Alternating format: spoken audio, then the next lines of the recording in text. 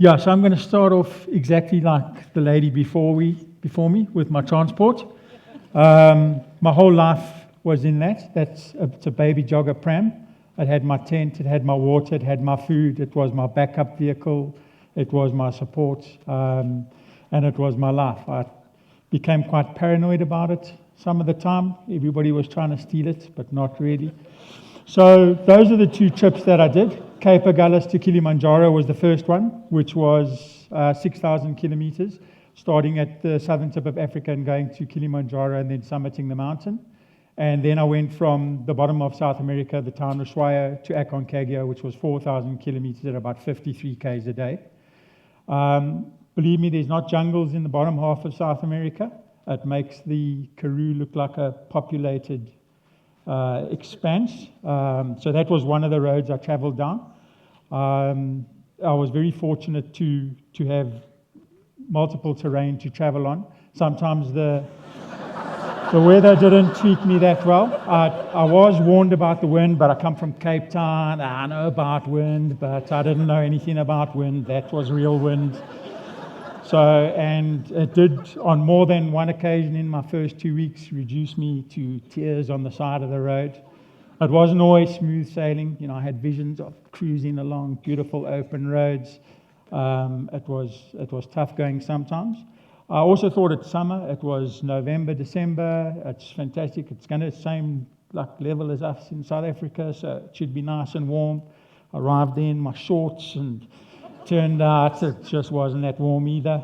So I had to put some wires on the bottom of my tackies or my shoes at one stage to help me get some grip. They also came in handy later when I climbed one of the mountains. I went on my way. I climbed up a few other mountains. Map finding, sun came up on the right-hand side. I was going the right way. In this specific case, there was a massive fork in the road. I should have looked at the pole and saw someone had tied a stick on it, because that was actually the correct way to go. So I spent a lot of time wandering left, right, but yeah. I generally ate not as scientific a diet as one would expect. I lived on pasta and kappa soup. I managed to get myself a packet fishing rod when I was in Chile. And was able to catch numerous trout with a spinner, not a fly. So it was quite frowned on. Yeah, but I was hungry. I spent most nights in my tent. There was the odd occasion where there was an abandoned hotel, probably a throwback from the 1960s and that, but you'd arrive at them, they were shut down and boarded up. But if you always look hard enough, there's a way somewhere through the door. So there's only so much I can really tell you about pushing my pram, and I'll come back to it. A lot of what I did was meeting people on the way.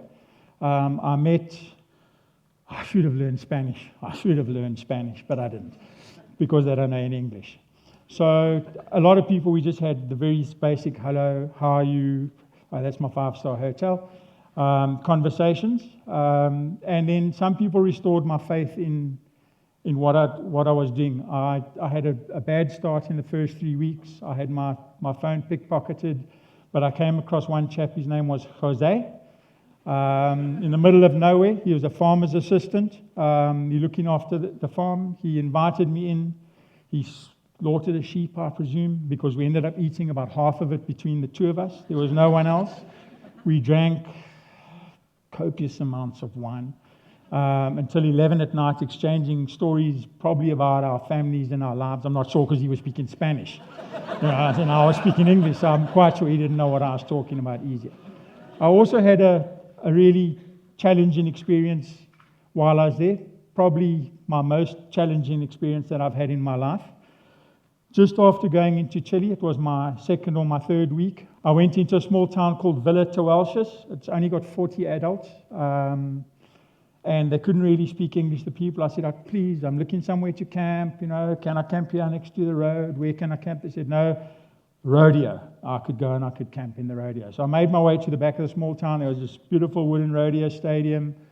I got out of the wind, thank goodness, and I set up my tent. I had a padlock, like a bicycle tab padlock. I locked my pram to the rodeo, and I looked around the town. I probably settled in 10 o'clock at the night, and went to sleep. 1:26 a.m., somebody tripped over the guy rope of my tent. I looked through the little air vent and I saw a fairly hefty guy running off from my tent. I thought, it's alcohol, someone interested, doesn't really matter. So I shouted, brave me, hey! So, they'll chase him away, no problem. That's the rodeo.